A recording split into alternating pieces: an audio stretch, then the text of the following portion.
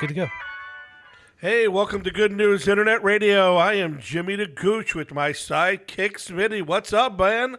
Hey, buddy. What's going on? Yeah, living the dream here in Florida, just sweating. What about you? I mean, it's a little bit toasty today. For Christ's sake, it's rained 3 days in a row here. I think we're like trying to get a boat here for Noah. It's floods everywhere. Yeah, well, let me tell you, I'm not a big animal lover, so I'm not going to go on that boat. Why not? Forget about it. I'm legit going to get a buzzer. Yeah, I'm going to get a buzzer for that because we can't have this for who knows how long this show is going to go on. I can't be having to forget about it every 5 seconds. It's just too much for me. All right, I'll work on it. We'll work on it. So, welcome to the show, guys. This is going to be our first ever broadcast-ready production of Potholes and Street Corners, and we appreciate you guys joining us. And, Gooch, what have you been up to this week, man? Same old, just working, catching up on current events, seeing some of the upcoming elections throughout the country. Watching the Mets lose. That's going to be another show right now. I mean, what's it like to be, because I'm a Buccaneer fan. I know what it's like to root for a team that hasn't always been good. What's it like to just be a Mets fan in general? It's a lot of therapy because the Mets, they're always going to let you down. You have to just accept that. Okay. They're like the old Dodgers were when they played in Brooklyn, the lovable bums. But when they do win and they do get good, Yeah. then all bets are off. Like when I grew up in the mid-'80s, we were the best team in baseball. Nobody could come near us. I mean, internet fact check that because I'm not convinced that's 100% true. I bet there were teams equally as good as the Mets. Oh, no. From 1985 to 1990, the New York Metropolitan, the New York Mets were the best team in baseball. We had the best pitching, best hitting, best coaching. The only problem is it was the 80s. And a little nose candy went a little too far with these guys, and they only won one World Series in 1986. How many World Series has the other New York team won? The superior team. I know nothing about baseball. How many?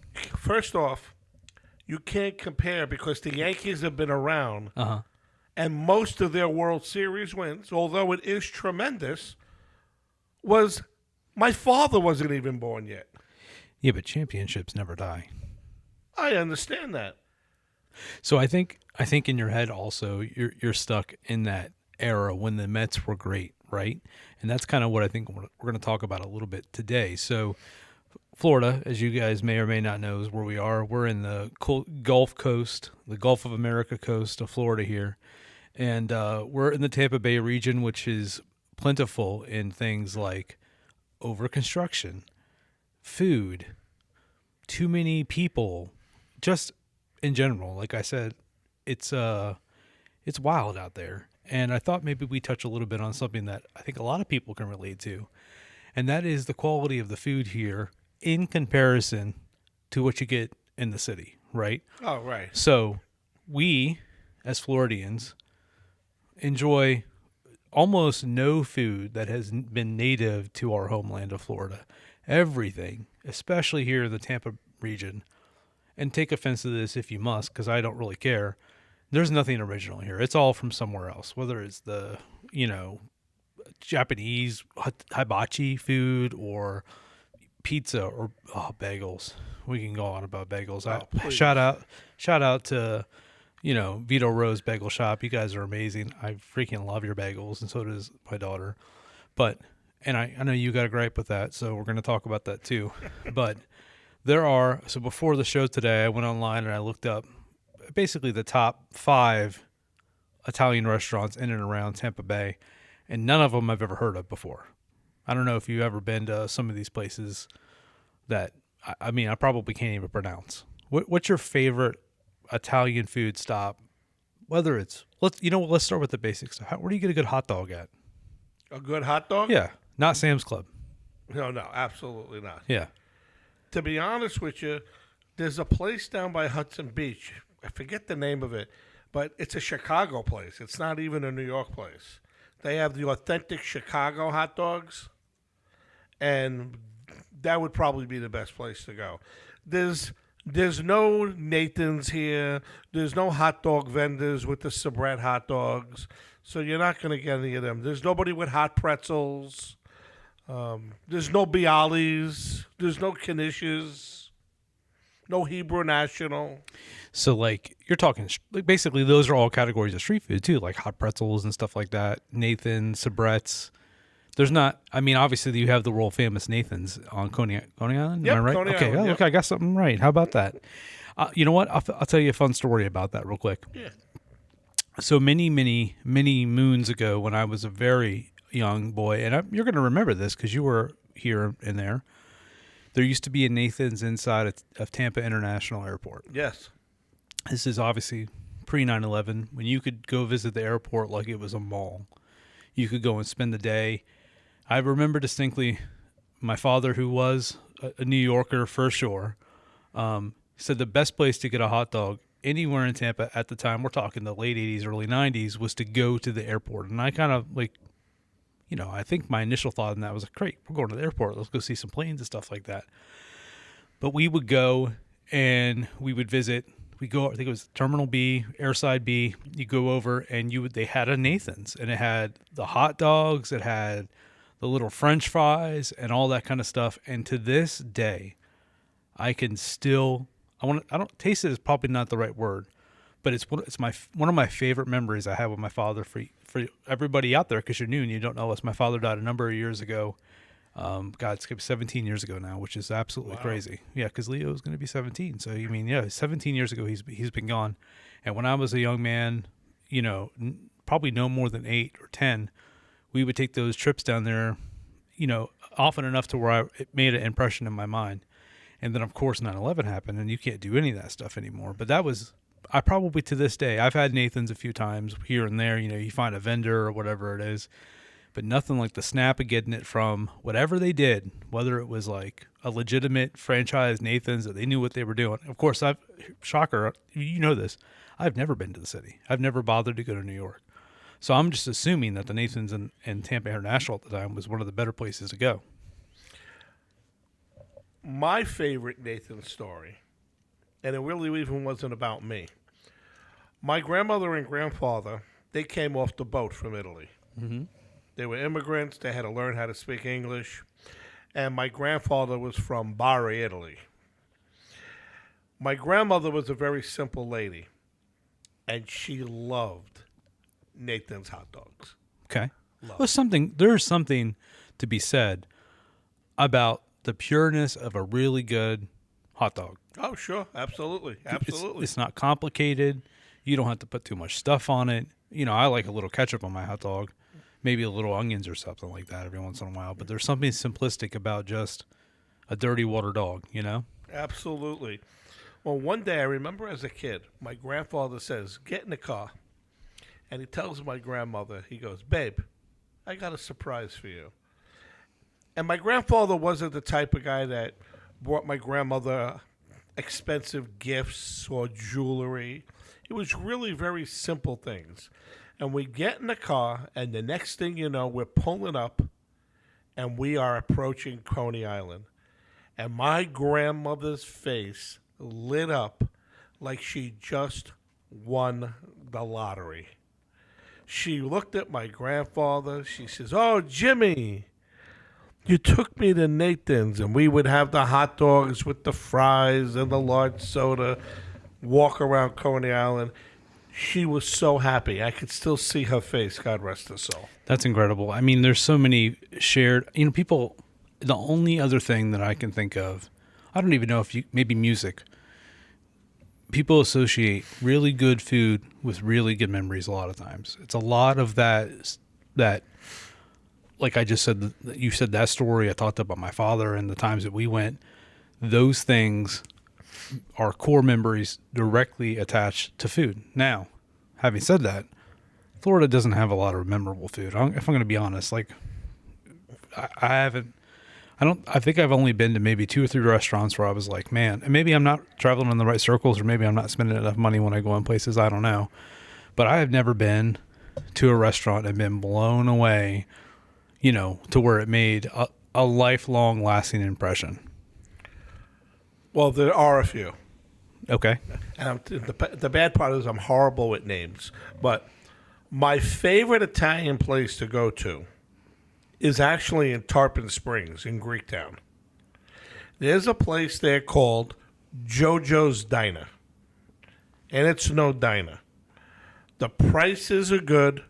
I'll put it to you this way. My mother eats there. So if my mother eats there, what does that tell you? It's real Italian. Okay? We just had Shout our out 80th JoJo's, apparently. Yeah, we just had our 80th birthday party there a few weeks ago. Okay. Everything on their menu is good, and it's very reasonable, and it's a local place. Now, if you want to go high end, there's other places in Tampa Bay, in Tampa, where, forget it, you're going to spend $35 for a dish of macaroni. Ming. I mean, who's going to do that? What was that word? What word? Is it Ming? Ming, yeah. What does that mean? So wait, let's go. 1 minute New Yorkisms with Jimmy. Go. Ming, it's it's just a word. It's like saying there's a lot of Italian. There's Ming, there's Chaminade. It depends on what you're talking about. What do you use it in? What context do you use a word like that though? It's like that thing. Okay. Instead of saying that thing or that thing over there, Yeah. it's like Ming. Okay, so that's that's actually an Italian word, is what you're saying, potentially. It's a New York word. Okay, so it's like kind of. I figured I'd change it. You don't like forget about it, so I didn't went say to I Ming. didn't like it. I just said it's a little much sometimes, So here's what we have. I'm looking at this is Open Table. I don't think they're very, very reliable, but let's see. If I'm looking at top 10, let's do TripAdvisor. Everybody loves that one. This is what I looked at before. So Vino e Pasta in Tampa. You ever been there? No, I haven't been there yet. So this place says it's the number one, amazing. Everybody really enjoyed the pasta from the very beginning to the end. The pasta is homemade and all these things. Again, I never heard of it, but you would probably bank dollars to donuts that the place in Tarpon Springs is legitimate Italian food. Why do you think that is? It's home cooking. Okay. Okay, and you got to remember too, the Italian cooking is also going to depend on what kind of Italian you are. Okay? For example, as I mentioned before, my family was more the southern side. Bari was up on the water, Napoli. My other grandfather was from Sicily. So you're going to have a lot of red sauce, a lot of macaroni. They're going to grow their own vegetables. Now, when you start talking about like Rome and Venice, my grandmother would call them high Italian. So growing up, you would have a lot. Obviously, it's just like the movies, right? You guys are cooking. There's 18 people in a kitchen. Oh, shit. Grandma's making everything by hand. Yes. Maybe not the macaroni all the time. Yeah. But there was a place right by my house. Yeah. We would just order it. So if we wanted homemade macaroni, like if we wanted gavadel, we would just say, "Hey, God bless you." I need what? No, bless you. Gavadel. I don't know what that is. It's a type of macaroni. It's like a potato macaroni. It's kind of heavy. It's good. I'll make it for you one day. You'll like it. It's like heavy macaroni. Yeah. The homemade macaroni is always going to be heavier anyway. Okay. Okay, and it holds the sauce better too. So there's a movie out now. It's on Netflix. Shout out Netflix with Vince Vaughn, who's probably one of my favorite dudes. So funny and just about everything he's done. But the name of the movie is Nonas or Nanas. Have you seen it or heard about it? No, I heard about it though. So it's based on a real story, and this guy lives in the city, I think it is, and I'm going to get some of it wrong, but winds up losing his job, deciding he's going to second mortgage the house where he lives with his Nona. That's probably the right word. That feels right. And takes all of his money with his best friend, and his best friend's a general contractor. He dump all this money into this hole-in-the-wall restaurant that had been closed for many years, and he goes in, and what does he do? He hires grandmas to come in and make the food, and they fail from the very get-go. Nobody's coming in. Days go by, weeks go by.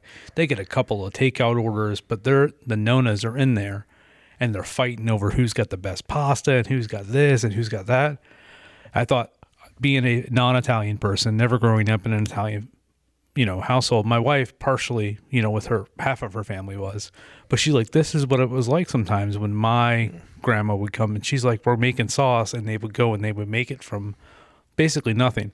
The crux of this movie is that he can't figure out how to make his Nona's sauce, and eventually at the end figures the whole thing out. And apparently this is a very successful restaurant in New York. It still exists, and the Nonas still cook for everybody. Nobody else cooks besides them. So I would love to go just on a road trip and check that out. That'd be cool.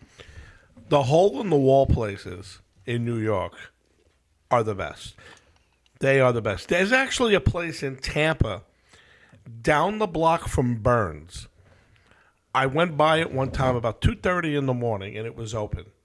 And when I went in there, I thought I was in the basement of some building.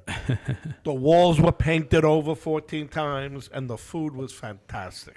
And it was all like homemade type stuff. Yeah. It was all Italian, real Italian. Yeah, I remember I had the pasta vazul. Yeah. It was fantastic. So where do you get stuff like that?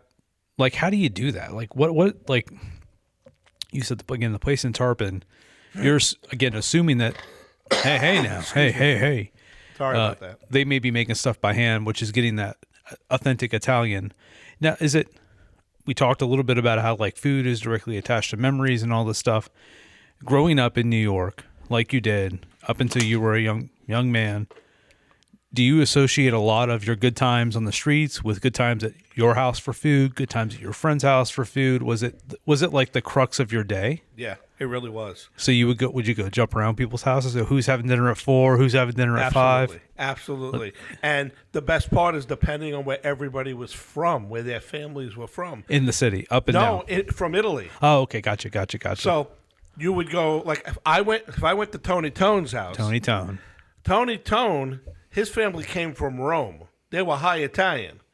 They ate a lot of meat and chicken and veal, a lot of fish, Okay. Alfredos. Is that unique to the region then? Yes, Because they're coastal.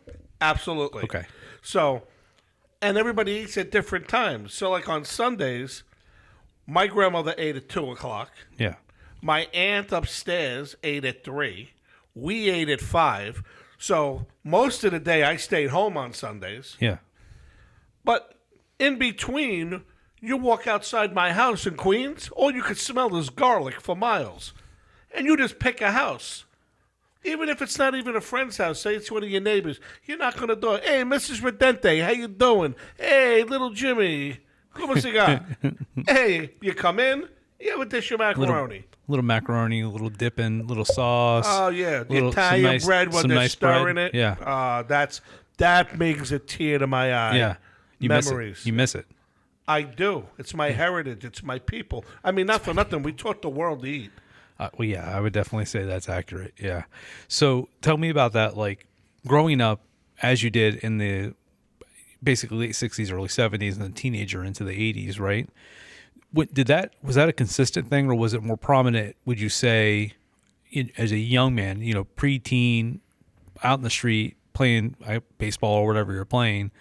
Did that kind of fade over time? Because New York went through a tremendous cultural change during the times you were there, Sure. Everything's different. Mm-hmm.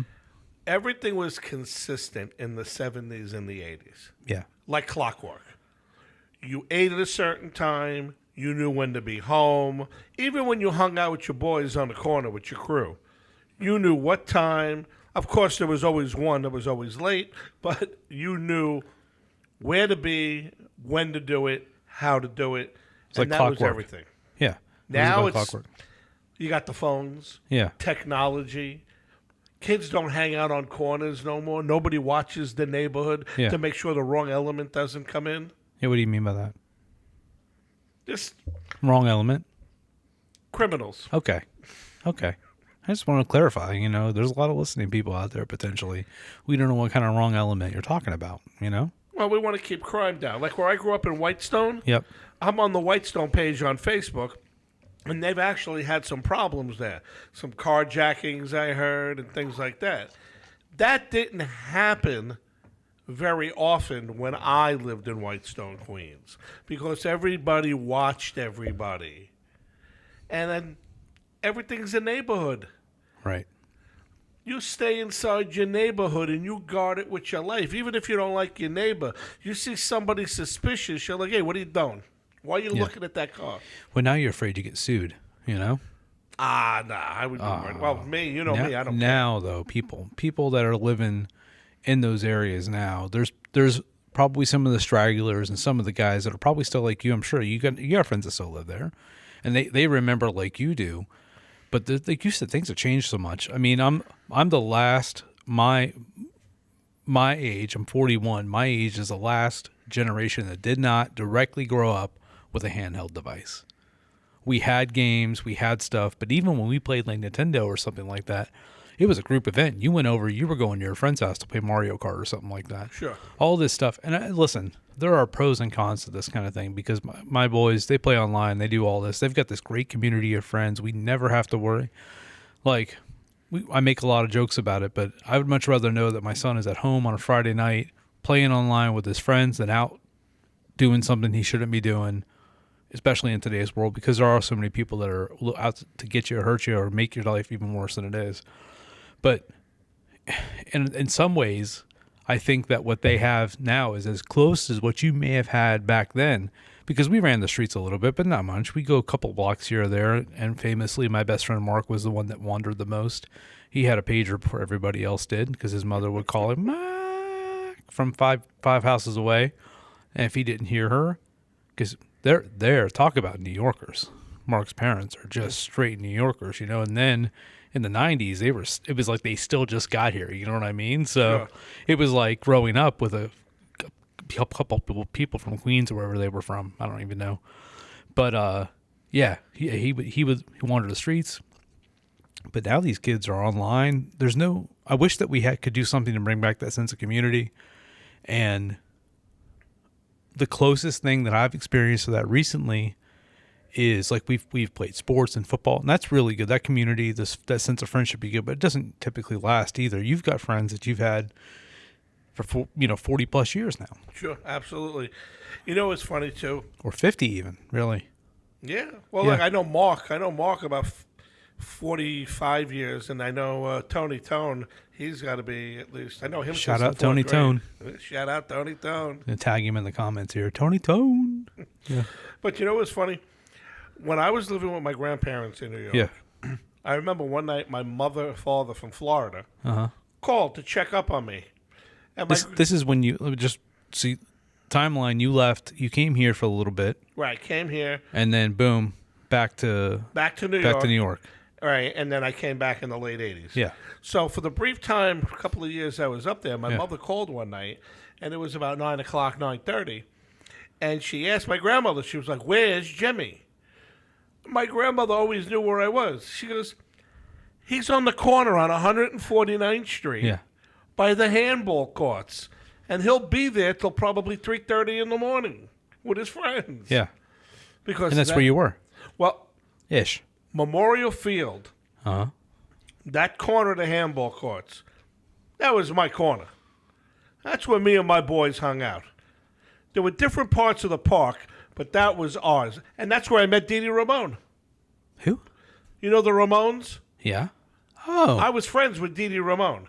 I'm gonna fact check you on that one. Oh, you I can. need some photos. I didn't know the other guys, but I knew Dee Dee. Dee Dee's real name is Douglas. Okay, well, Dougie Ramone. Yeah. Let's go ahead and tag him. See if we can find it.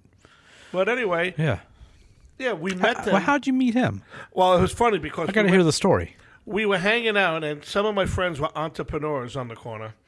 And this Okay. Yeah. this- What year was this? I would say probably 1984. So what were they entrepreneuring then? Well, the limousine would pull up, Uh-huh. and they were looking at a cop. I'm going to be honest with you. Okay. So they would pull up, and they would be like, hey, man, we're the Ramones. And we were like, yeah, Kefa. We don't care who you There's are. another one of those. We need to put like a dictionary together of words that I have no idea. I mean, I saw what you did. I'm assuming it's not the best thing, but did you say K-pop? No, K-pop? K-pop is like the K-fa. Korean pop stuff. Just Kefa.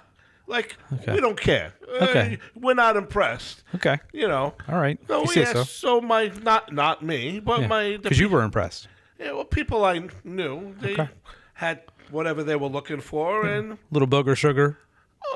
No, it was more like pot. Oh, okay. I mean, no, you had to go somewhere else for that. Okay. But it was all over. It's not the handball courts. That Right? wasn't where you got that. Well, no, not your corner. No, not that. Okay. No. That's It's making you sound like you're an underboss here. I'm going to be honest. It's like, No. you're like, not here, you know? No, but we would- K-Pops, But you know? Cake Pops coming at you. K-Fa. Yeah, that's what I said. Not K-Fa. K-Fa. No. I'm hearing K-Pop. That's what I'm hearing.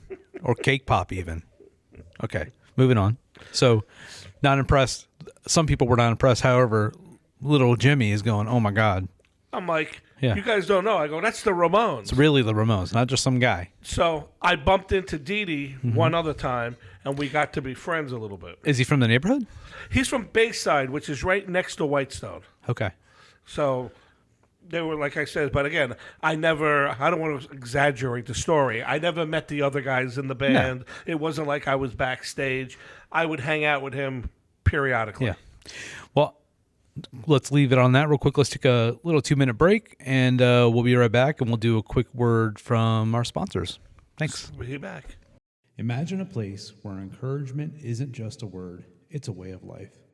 A place where people with physical and mental challenges get to live, laugh, love, and thrive together.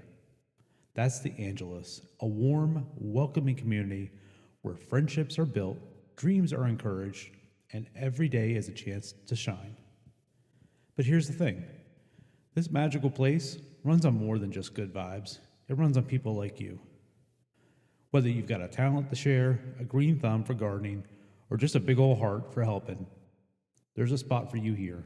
You don't need a cape to be a hero, just a little time and a smile. Come lend a hand, share a laugh, and make a difference you can see, feel, and be proud of. Visit theangelus.com to learn more and sign up.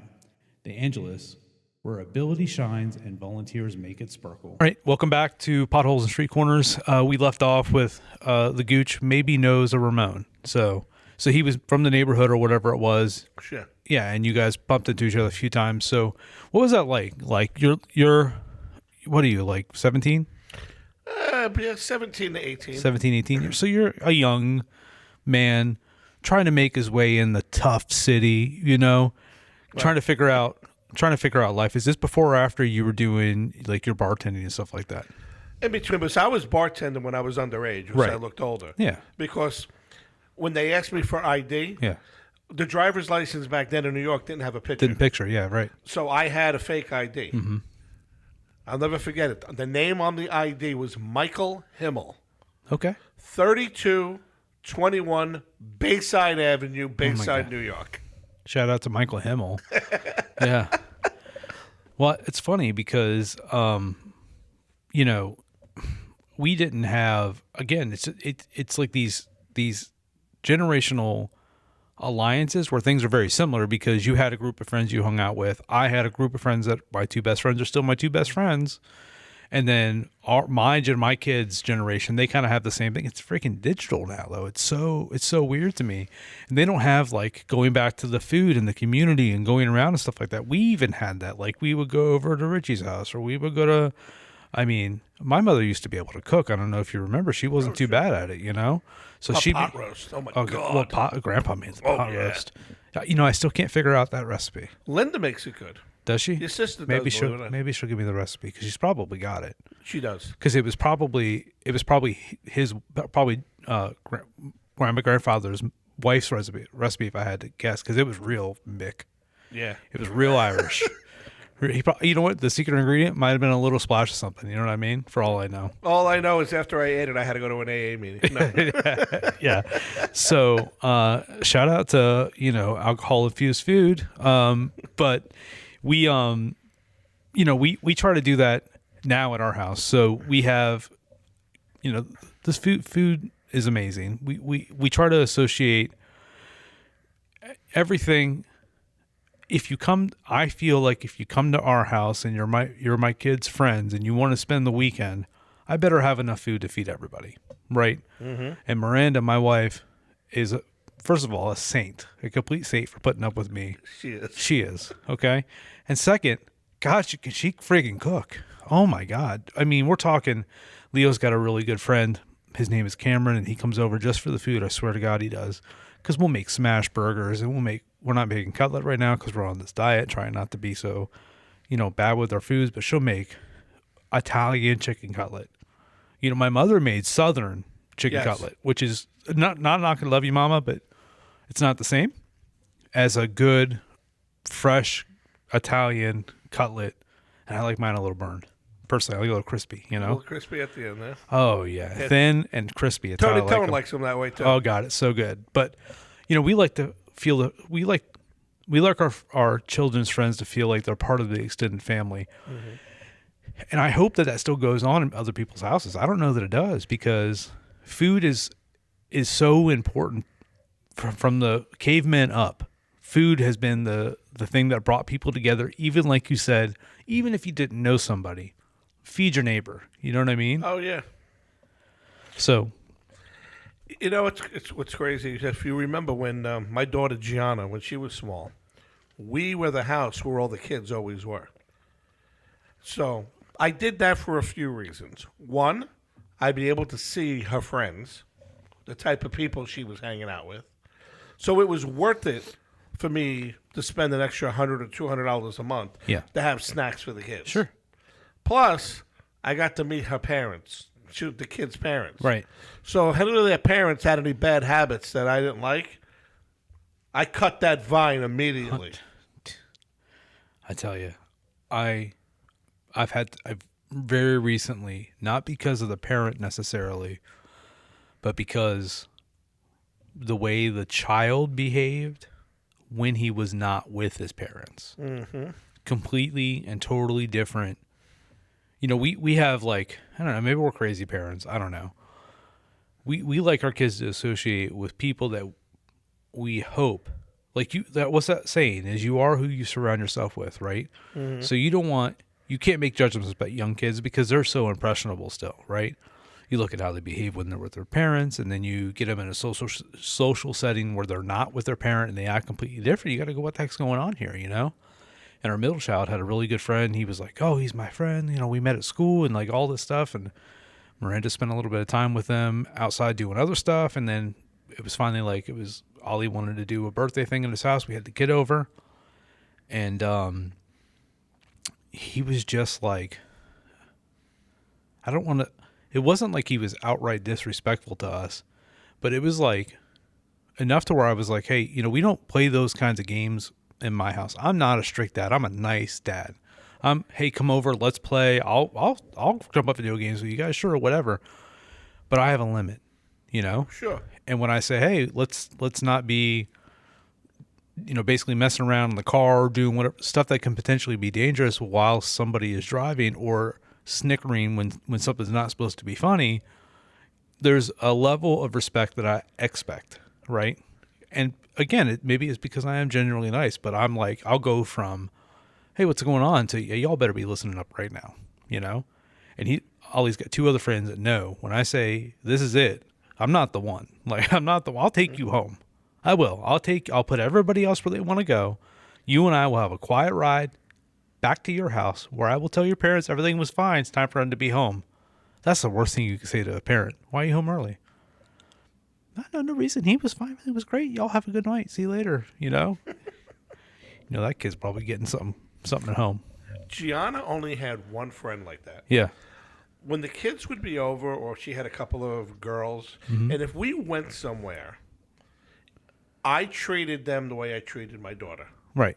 If I bought something for Gianna, I bought something for the other Yep. kid. If I bought the passes, for all the rides at the church bazaar Sure. or whatever, I made sure that kid was going as well. Yeah. I was raised, you don't ask for nothing, you don't look at nothing, you don't want nothing. Right. Gianna never had to ask. She had this one friend who was trying to hammer my wallet. And I told the kid, I says, I'm not from around over here. I says, I don't know what you do with your mother and father, Yeah. but this ain't the way we operate. Right. I says, now you get nothing. And like you, I looked at Gianna. Gianna was a little embarrassed. I says, I don't want to hear it. Yeah. Don't give me the eyes. By the way, she knows the rule. She already Right. knew that. And we did, like you. Yeah. I brought the kid. I walked her up to the door. The father was there. He went, "What's wrong?" I went, "Ask your daughter." Yeah. Yep. And then I took my daughter and we went and we had a good time. Yeah. I just think that there's not and to that point as well, in today's society with other parents, it is incredibly difficult to do that because some parents think their children are beyond reproach. I don't know how you coached. Uh, Even Gianna, when she Yeah. played volleyball, yeah. she tried, but she was not a starter. And she used to say to me, "I want to play more." I says, "Well, play better." Everyone needs to know their role on Yeah. the team. That's why I think she's done so well in life and in her career. Sure. She have to understand your role. Not everyone's an all-star. I coach kids. Remember you had asked me? Yeah. These parents would have lost their mind if I would have coached with you. Well, I got to tell you, it's difficult. And like we talked about on my show, very briefly about how there's only a couple of different kinds of coaches, but there's every flavor of the rainbow when it comes to parents. There are some parents that feel like the kids need to work hard and deserve it, but they also think, well, if they see them working hard in their opinion, what they think is working hard for their child athlete, that should be good enough for the coaches too.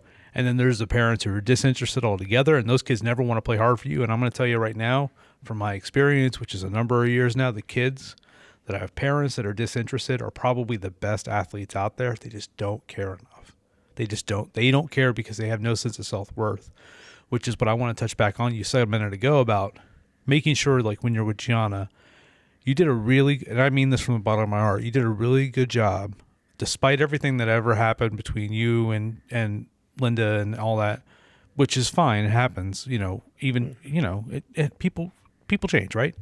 But you did such a good job of showing her what it's like to have a real man in her family that showed her what to do and what to expect from somebody, that even though they got married, which I'm 100% for, couldn't be any happier, she picked the dude that fortunately got to spend a lot of time with you anyway, but really is a real man, not just some kid who's trying to make it in his life. She has a great career and she's done really well for herself, but she also picked a good one. She picked a guy that's going to stand by her no matter what, because you showed her what that was like. So I mean, and I'm trying to do that right now. I'm trying to teach my little girl what it's like to be, I don't want her to pick some guy that doesn't have at least a head on his shoulders. There's a good person, And people, they say the number one contributing factor to who your daughter chooses is how her relationship is with her father. It's the number one thing. I got to tell you, I got to try not to get emotional here. Man, go for it. When she got married, Yeah. they have that they call the sneak peek where I Yeah. got to see Gianna Yeah. before we walk her down the aisle. Yeah. So I'm outside in this little garden, and the photographer is there, and the video guy, and the video guy says, "Listen, I do this for a living, but I'm not just saying it. Your daughter looks beautiful." She comes down, I see her. I'm a mess. I'm a wreck. But she hands me a card, and in the card was everything I ever taught her. And she was listening. And part of it said, "You always taught me never leave the house without having cash in my pocket." She had on there not to take any crap from anybody. Yeah. Always reach for the stars. Yeah. And there was a bunch of other, which side of the street to walk on. Always sit at a table. You sit facing the door so you could see people walking in. Yeah. And she says, "Congratulations, you succeeded." Yeah.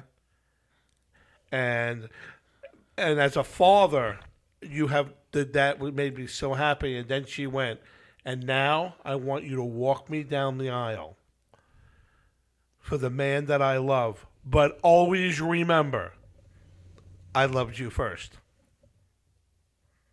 And that I will take to my grave. That's incredible. Yeah. It was, and I'm very fortunate to have the relationship with my daughter. We're opposites, but we're not. No, I don't think you guys are opposite at all. I think you're very much alike. You know. Yeah. Yeah, that's what I think. If I think every dad wants that. I mean, as a girl dad myself, I mean, my daughter's only going to be 10 soon, but you try to make sure that you do things that are special with them and take them places and show them what it's Oh, yeah. like. You don't let her walk in the wrong spot. You said don't walk her in the, or even in the parking lot. You don't walk behind a car or whatever it might be. And then she never. I was like It's like when I'll take her to the store. We'll take her to, like, we were at Target the other day. She bought a new church dress, which is so cute. She's like, "Well, Daddy, what do you like?" And I'm like, "Honey, whatever you think would look nice on you. But I like this one." I'll tell her, And she picked up 2 or 3 dresses. She's holding them up in the mirror. And I'm watching, because I'm ever observant, even more than when I'm with just my daughter out in a store, And I'm watching some of these dads who are just so disinterested in their kids. Just don't. I mean, I feel like I'm a personal bodyguard when I'm out with her. Like, no, I don't let anybody get near her. Nobody gets within 3 or 4 feet of us. We were at same. I think it was the same day.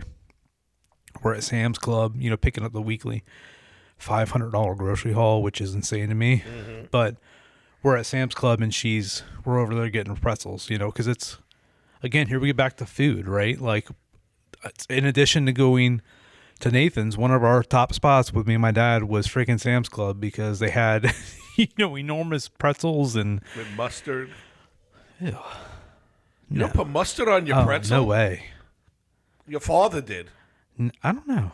I've had pretzels with your old man. Okay. Well, anyway, I don't remember that, but I remember going, and we're standing there, and people aren't rude anymore. It's just like, I don't know if they're from New York or wherever they're from, but they got no sense of personal space. And she's looking at me, and like, this is the point where I'm like practically having to shove this guy, because Lily is backing up and up and up and up, and I'm like, at this point, I'm putting my arms around her because this guy is like practically in her face. So I go like this to the guy, and if you can't, you're listening, but I got my arm out in front of me. I'm putting this guy at arm's length because he is just way too comfortable, way too close to me in general, let alone my daughter standing right there, But you go to, this is a whole different subject, but Florida is like the top place for child trafficking. Yes. So I probably won't, if you know me, this is fine. But you'll probably never see social media associated with the show with my kids on it. I'm not that guy. My daughter is blonde hair, blue eyes, and an athlete. If somebody's going to get abducted in broad daylight, it's going to be somebody like my daughter. Like, I'm well aware of that. So I feel like I'm her personal bodyguard when we go places. Sure. But I know when in 5 years or 6 years, when she's bringing a boy around, she's going to have that in her mind going, if I'm out with this guy, how is he behaving? Am I the only one in the store? I am the one that, if something happens, it's him first. You know what I mean? And that's all the subconscious things that I think you also did she made the list, but there were other things that I'm sure you did that still live in her head. So it's really hard. I mean, being a parent is hard, but getting the small stuff right is really difficult too. It's funny because what you did with your daughter, at one point I took Gianna and it was great. It was on St. Patrick's Day, and we didn't even realize it was St. Patty's Day. But we had a daddy-daughter date. The weekend prior, I took her out, and I told her, and this was a test, you can have any dress you want. Now, she could have grabbed a dress that was $400 for her.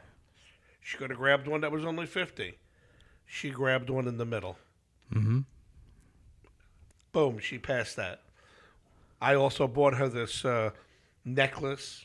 Yeah. So we go out to place is gone. It used to be on Main Street. It used to be called Vincenzo's. Oh yeah. That was good Italian food. Yeah. So we go to Vincenzo's. I have the reservation. I got my table ready.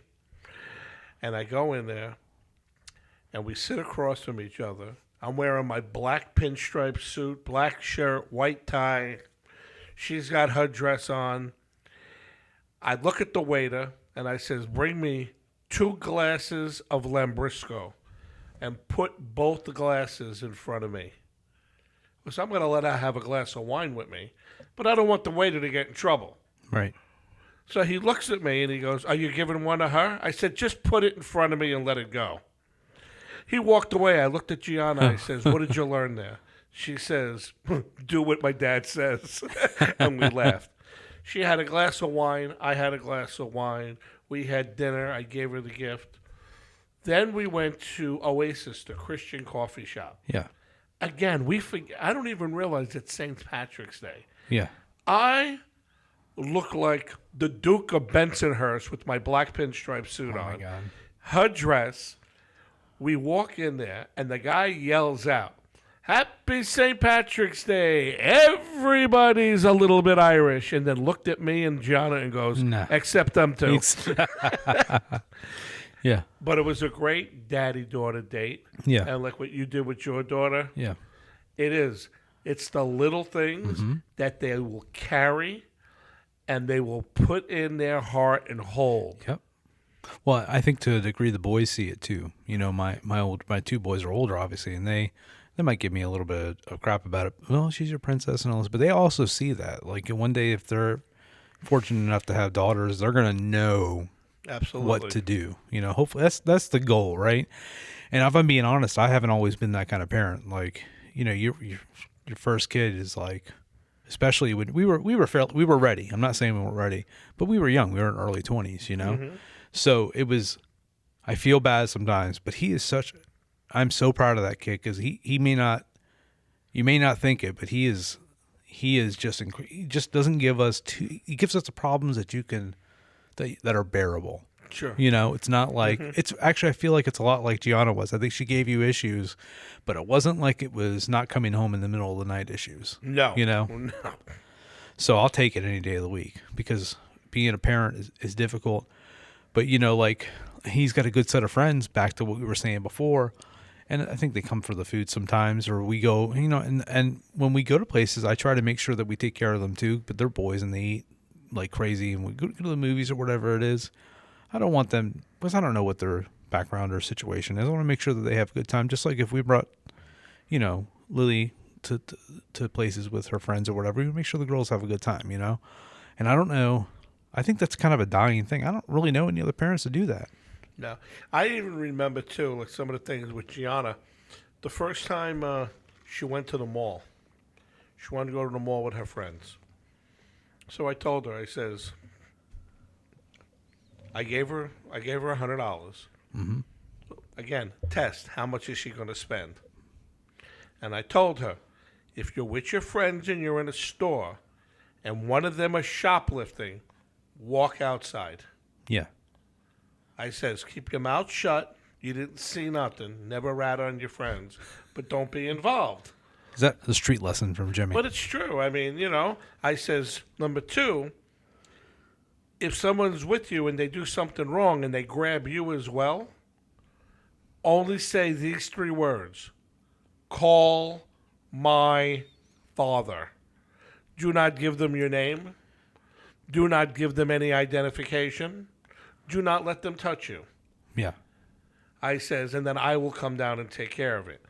Thank God that never happened with the friends that she had. Sure. Yeah. So we never had to worry Again, about that. your kids are almost always going to be the people they associate with, and it's tough, I think, because there's not that sense of community, even with the I don't know. I know one, you know, 2 of his best friends' parents, but we've been friends with them for years too. So, you know, and Leo's friends, I don't know their parents. They drop them off, but they're like, you know, 16, 17, 18 years old. They're almost practically adults. I don't know who their parents at all, but they're great kids. They're allowed to stay at my house whenever they want, and you know, that kind of thing.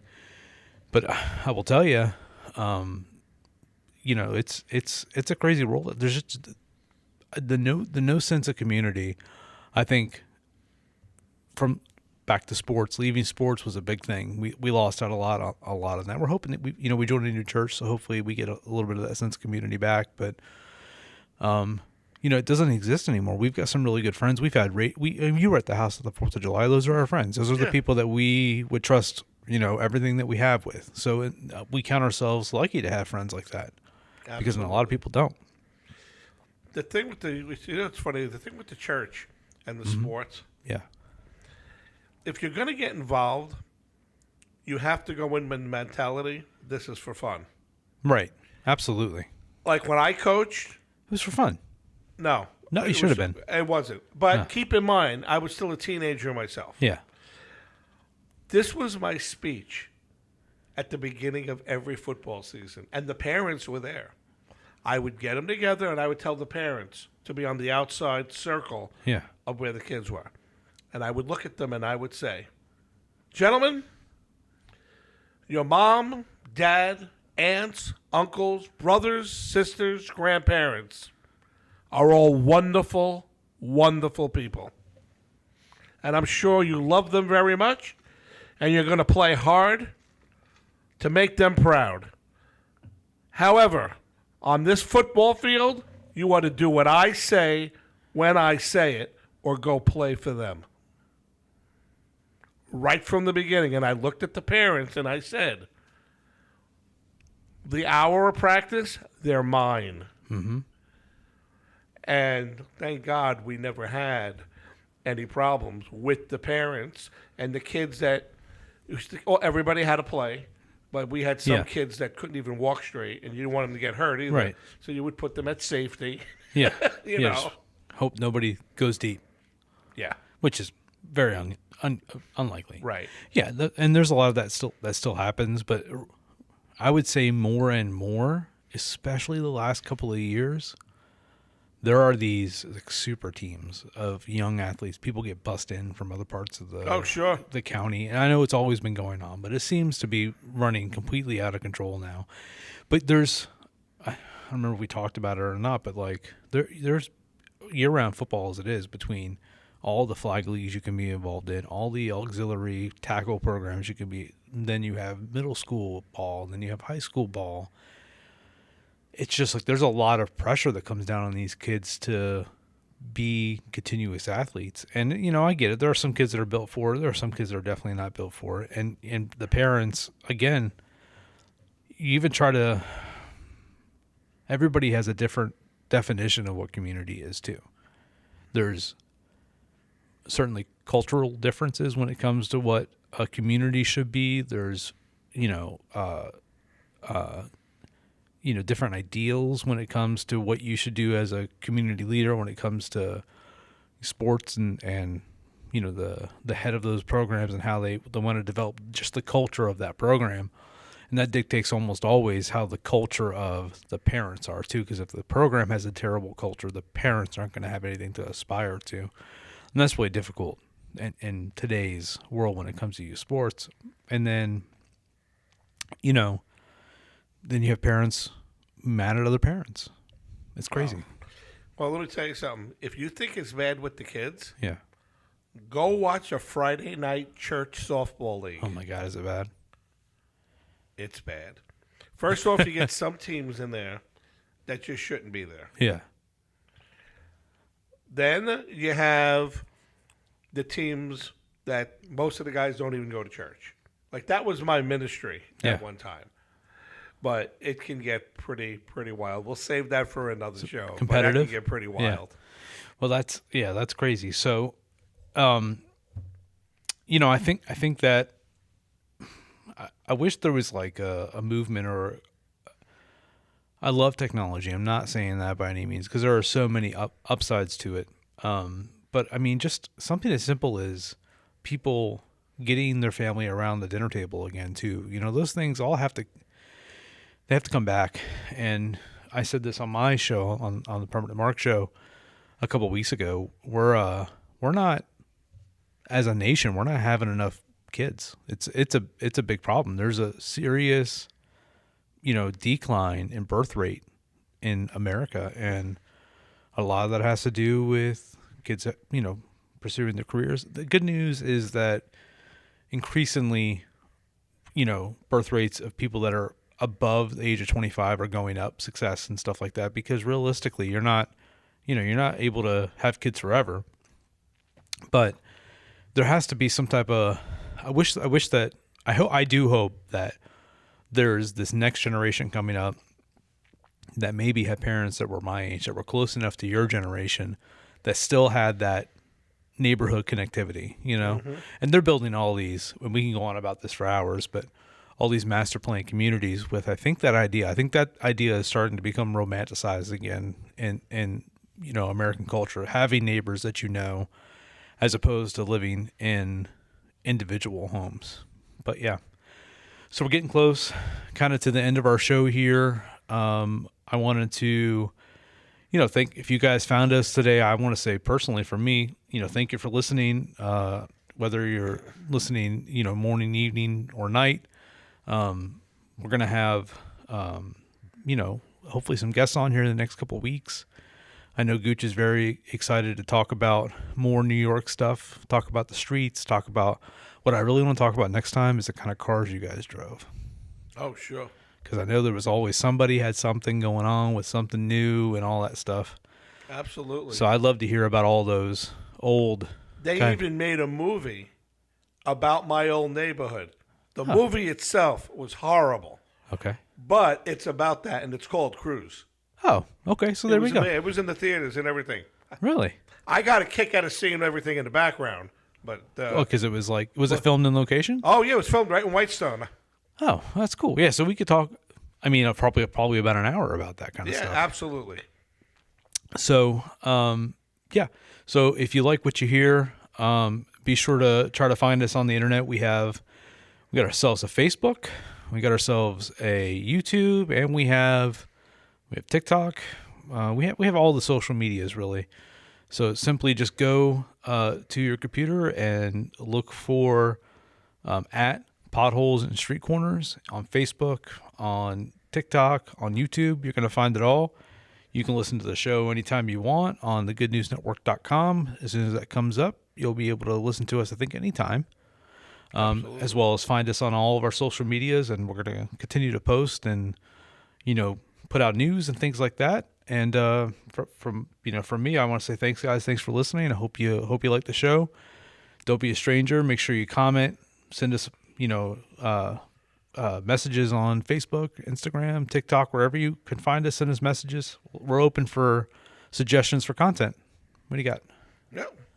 Just want to thank everybody for listening. And always remember, your boy's watching. Peace out. Running a business is hard enough without IT headaches slowing you down. That's where Computer Quest comes in. They make technology simple. Whether you need cybersecurity, cloud solutions, digital marketing, or on-site support, their teams got you covered. One thing I love about working with Computer Quest is their clear and transparent pricing. No hidden fees, no surprises, just straightforward IT solutions that fit your budget. Plus, they can source hardware from all the brands you know and trust at a competitive price, so you're always getting the best deal. Take the stress out of IT. Visit cqbits.com, that's cqbits.com, and see how Computer Quest can keep your business running smoothly.